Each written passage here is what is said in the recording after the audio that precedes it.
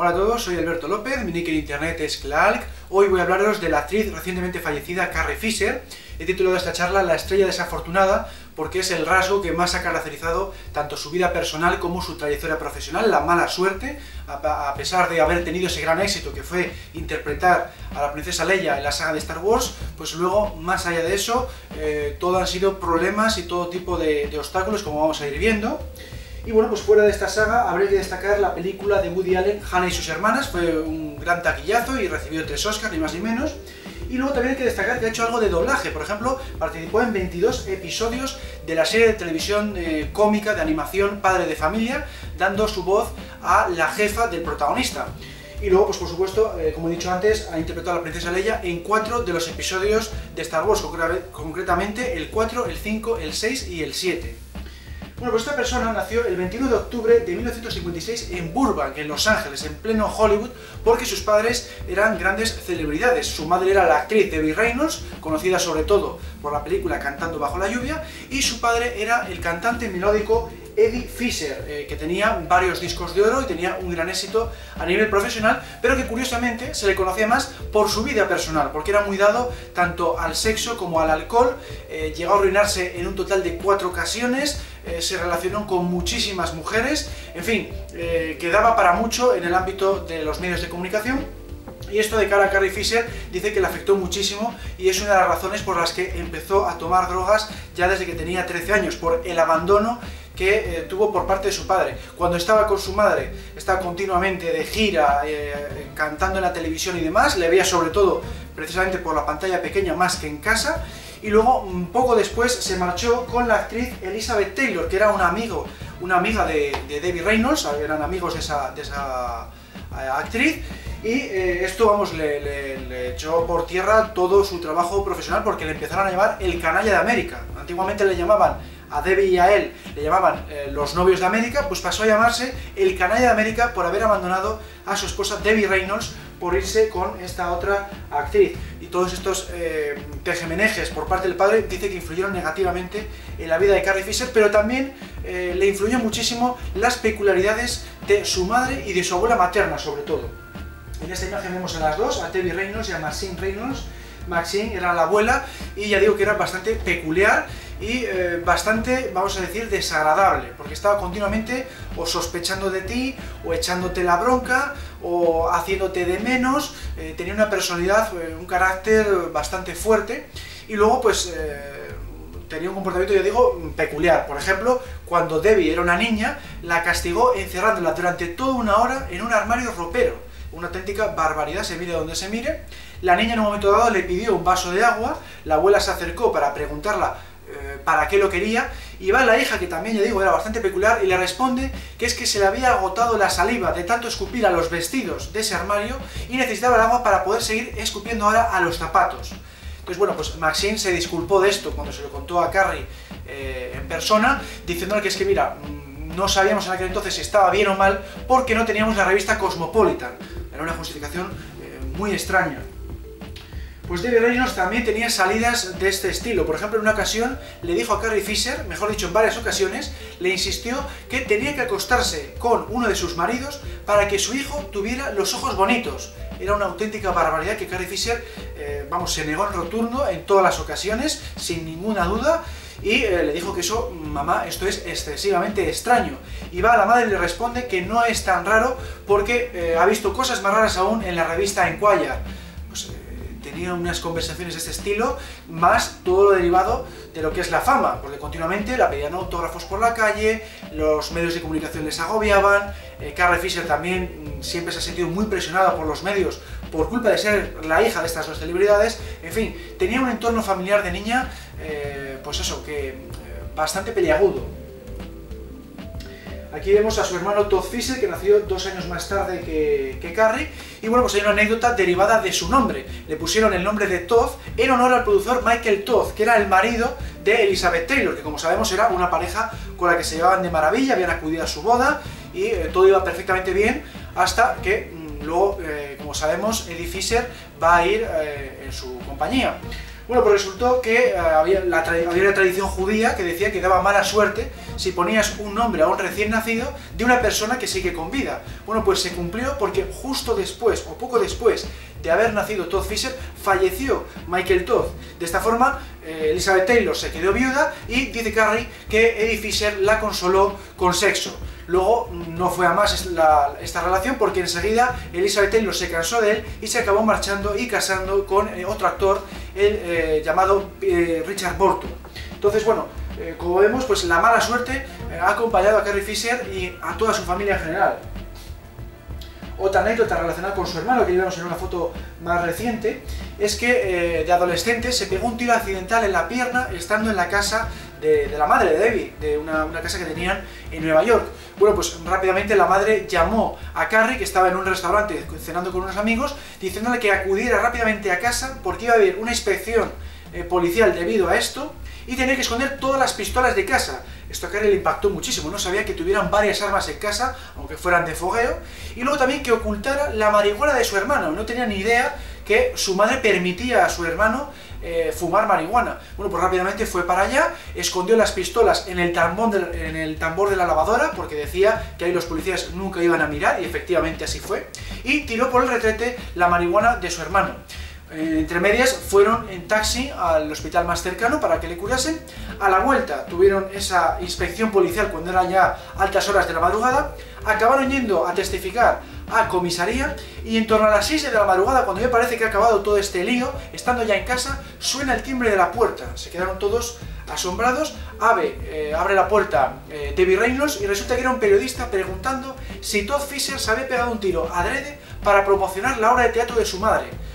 Una auténtica barbaridad, pero así se lo hicieron saber y por supuesto les cerró la puerta y no quiso contestarles. Capítulos de este estilo relacionados con los fans o relacionados con los medios de comunicación fueron una constante a lo largo de toda la vida de Carrie Fisher, sobre todo cuando más tarde va a adquirir esa gran fama por el papel de la princesa Leia. Y esta anécdota de Todd Fisher no acaba aquí, porque 30 años más tarde Todd Fisher regresa a esta ciudad de Nueva York vía aeropuerto, toma un taxi y el taxista le pregunta si es usted Todd Fisher. Le responde que sí.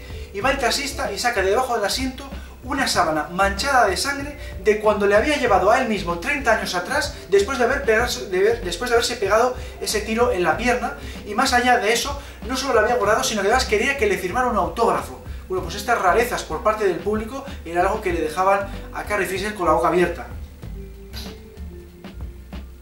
En cuanto a Debbie Reynolds, tampoco ha tenido mucha buena suerte, sobre todo en el ámbito personal, porque después de que la abandonara Eddie Fisher, se casó otras 2 veces y esos 2 maridos empezaron a gastar de sus arcas cuando se arruinaron las suyas propias. Una auténtica barbaridad que le ocurriera en 2 ocasiones distintas. Encima, uno de esos maridos descubrió más tarde, en el principio no se dio cuenta, que contrataba a un chulo como peluquero para que luego trajera a prostitutas para hacerle la manicura.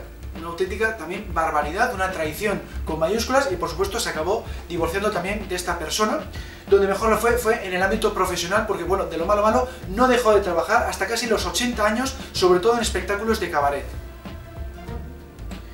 De hecho, el cabaret va a ser el primer oficio de Carrie Fisher. Su madre le inculca a ello, que participe en el cabaret que organiza ella misma.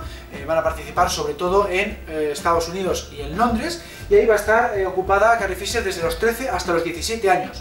Su última función fue en Londres y allí pues destacó tanto que un agente le dijo que por qué no montaba su propio espectáculo de cabaret, y la madre se lo prohibió. Le dijo que no, que tú tienes que estudiar interpretación en alguna de las prestigiosas academias que hay aquí en Londres, porque yo quiero que te labres una carrera de actriz como la que tuve yo.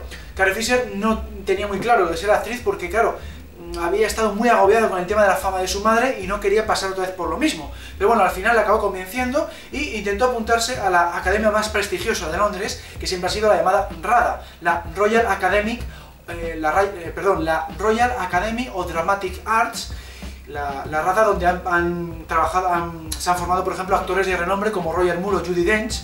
Pero no la acabaron cogiendo y se tuvo que apuntar en un centro algo inferior, aunque también bastante prestigioso, que era la Central School of Speech and Drama. Aquí lo va a disfrutar muchísimo porque no solo va a aprender a interpretar y a moverse por el escenario, sino que además le va a permitir alejarse por un tiempo de su familia, que ya digo que estaba muy agobiada en ese entorno, y también alejarse del tema de la fama por parte de su madre, va a sentirse como una alumna más, y eso lo va a disfrutar, ya digo, en gran medida.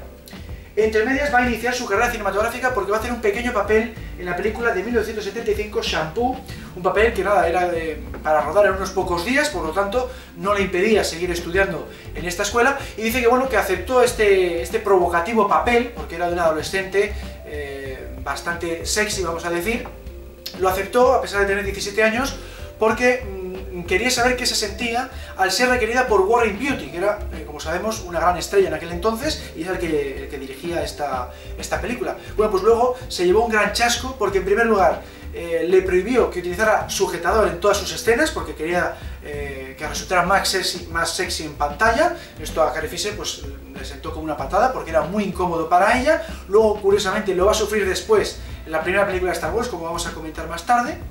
Y luego encima, para colmo de males, Warren Beatty se le va a insinuar a pesar de que ya tiene 17 años y por supuesto le va a rechazar de plano.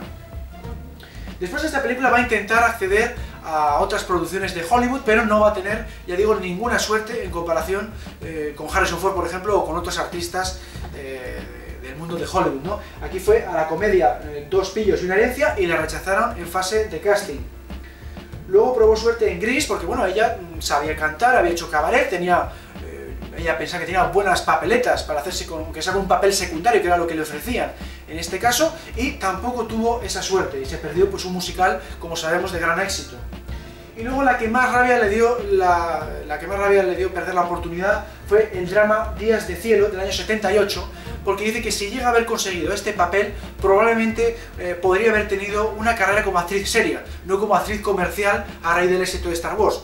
Aquí había salido muy bien la fase de casting, se había pasado toda una hora hablando con el director de cosas personales, porque el director entendía que de esa forma pues podía intuir si esa chica podía improvisar o no. Bueno, pues le resultó un poquitín incómodo, pero superó esa prueba. Luego hizo una prueba de cámara con John Travolta, que iba a ser el coprotagonista. La hizo fantásticamente bien, tenían muy buena química, pero cuando ya llega a la fase de rodaje, John Travolta no está disponible, fichan a Richard Gere y con Richard Gere se ve que no tiene ningún tipo de química en otra prueba de cámara y se acaba quedando fuera y la acaban sustituyendo por otra actriz. Esto fue, ya digo, un varapalo de los más fuertes que ha tenido en su trayectoria profesional, porque tenía mucho interés en participar en esta película pues para demostrar un poco sus dotes interpretativas, ¿no?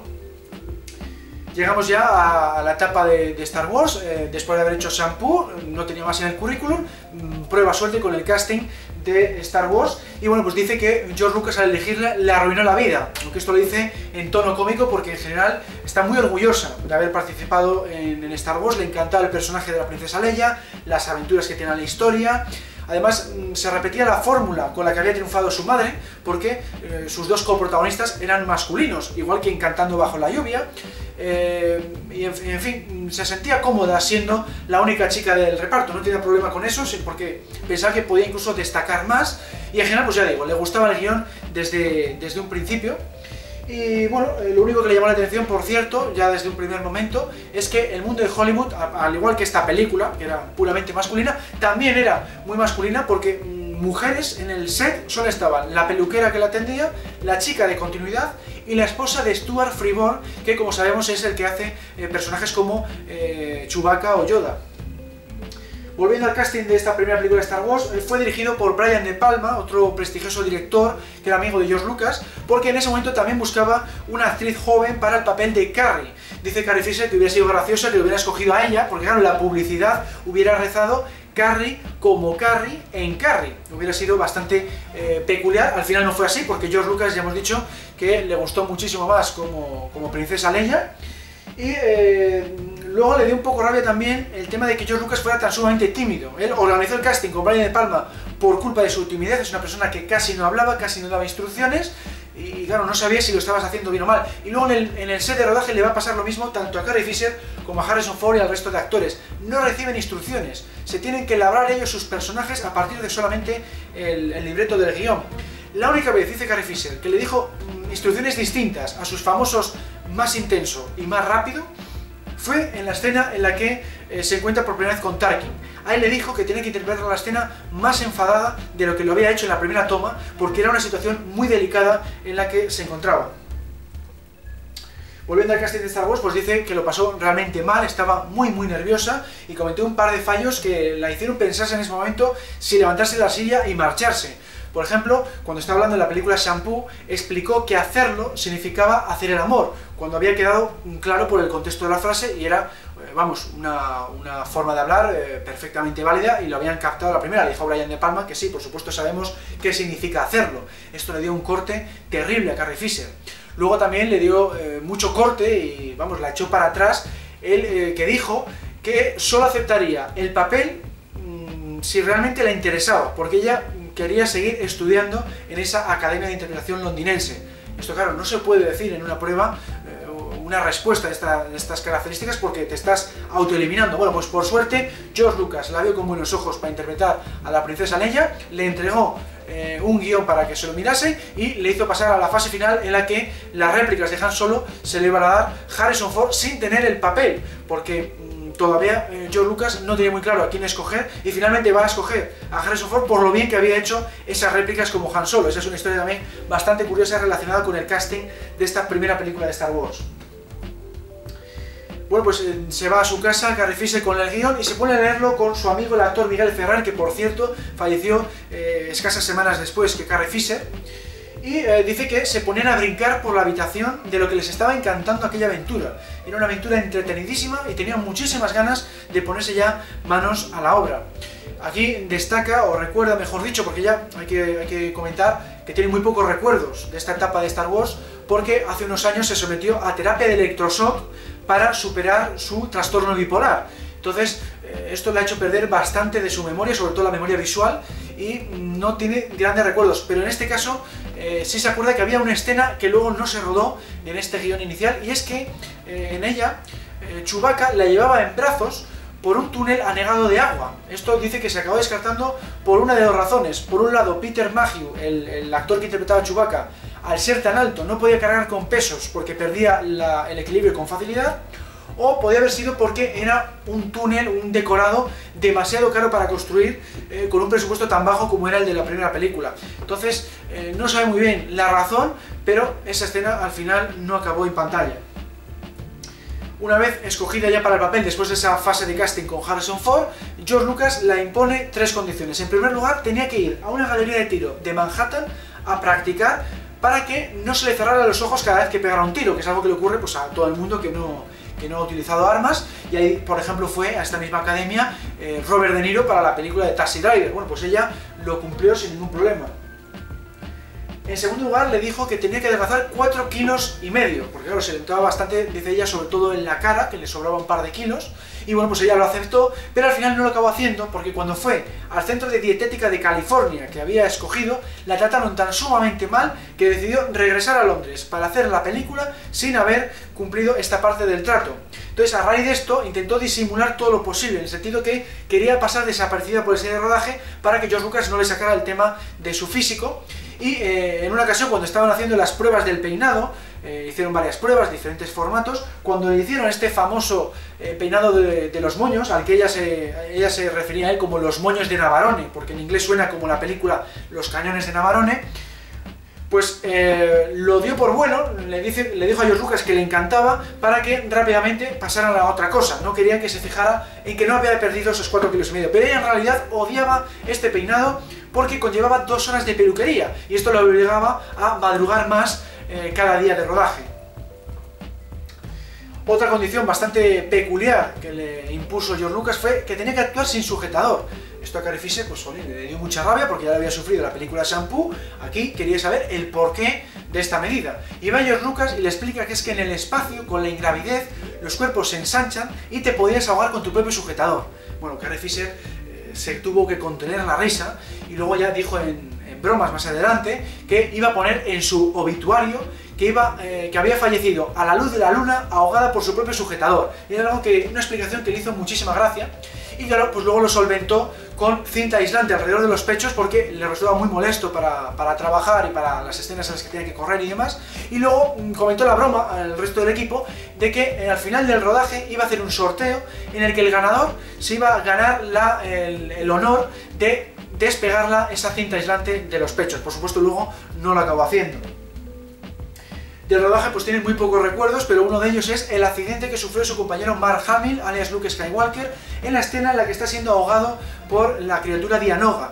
Se quiso esforzar demasiado, estuvo demasiado tiempo bajo el agua y con la presión de ese momento, de esa interpretación, se le explotó una pequeña vena en el ojo. Esto dice Carrie Fisher que le obligó después, en la escena siguiente que rodaron, que era la escena de la entrega de las medallas, tuvo que sonreír más de la cuenta para ocultar esa herida rojiza que tenía en uno de los ojos.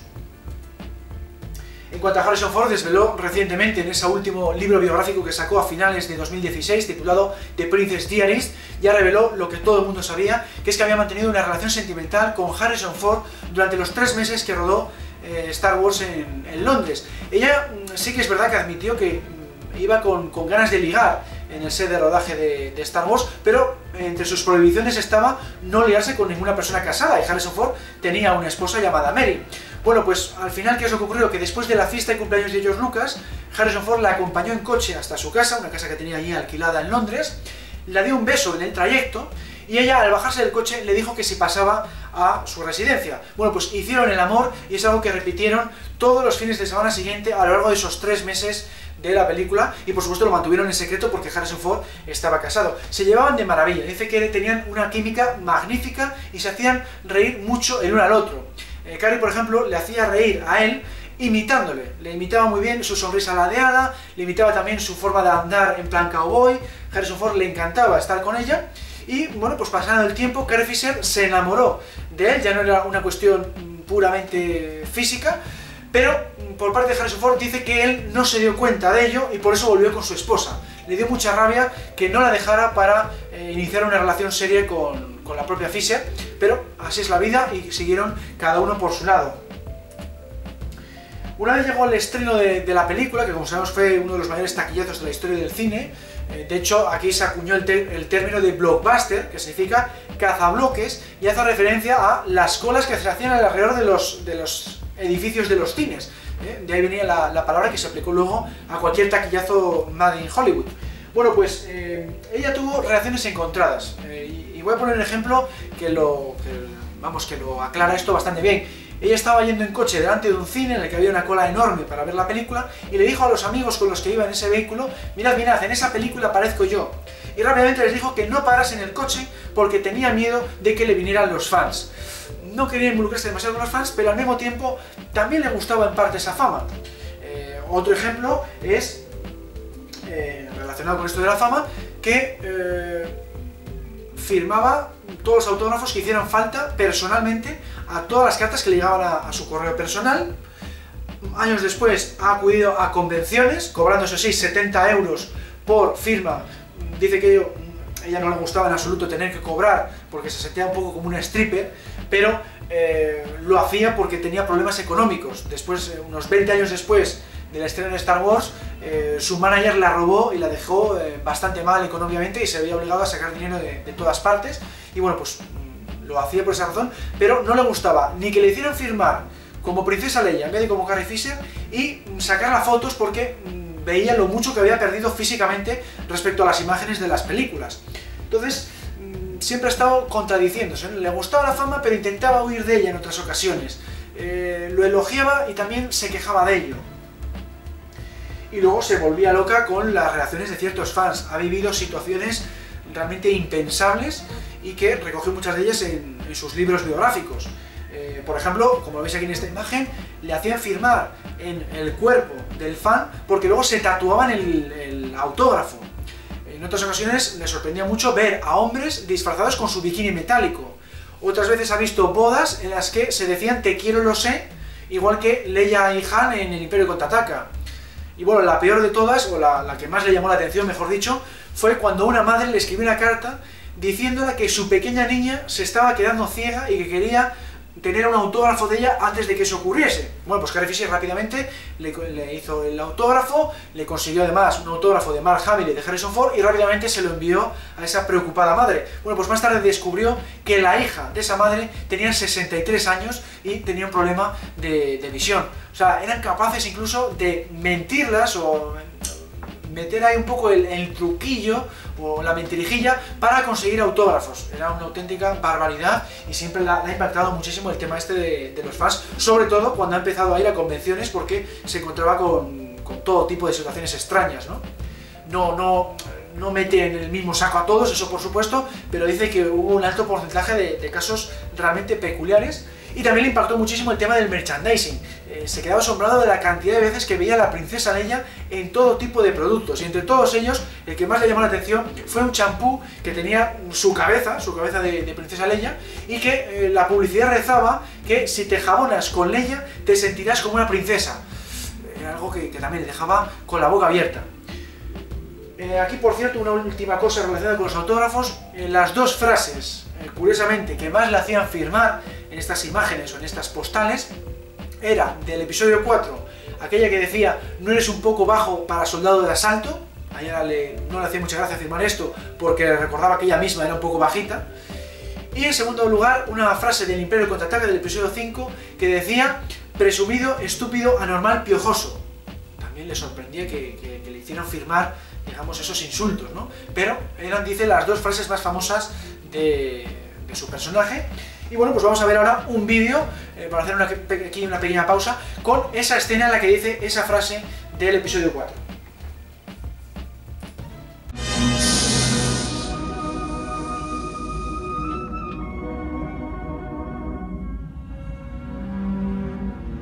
¿No eres un poco bajo para soldado de asalto? Ah, el uniforme. Soy Luke Skywalker, he venido a salvaros. ¿Que eres quién? Yo tengo vuestra unidad R2, he venido con Ben Kenobi. ¿Ben Kenobi? ¿Dónde está? Vamos.